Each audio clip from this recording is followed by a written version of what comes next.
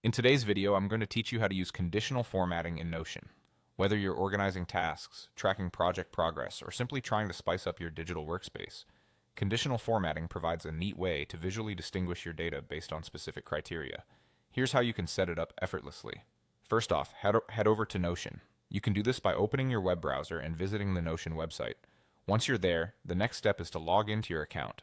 If you already have an account set up, simply click on Log In at the top right corner of the page. For a seamless login experience, you might prefer to use the Google Login option, which is usually available if you've linked Notion with your Google account. Go ahead and click on Google and then select your Google account from the list. Once you're logged in, navigate to the project or database in which you'd like to apply conditional formatting. For this guide, we'll use a sample task management scenario. Imagine you have a list of tasks and you'd like to highlight those with high priority by changing their background color to red. To get started with this, locate the settings icon at the top of your database and click on it. Inside the settings menu, look for the option called Conditional Color.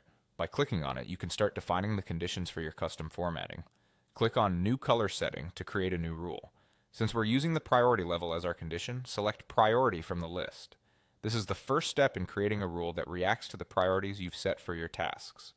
Now let's define a specific condition for when this color change should occur. In our example, we're targeting tasks with high priority. Create a rule by setting when priority is high. This tells Notion to apply the formatting only when a task is prioritized as high.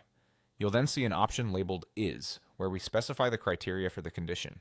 Ensure you select High as the choice. To make this rule effective, it's important to decide what happens when the condition is fulfilled. Hit the Change Page Background Color option. This allows you to specify what color is displayed when a high priority task is detected.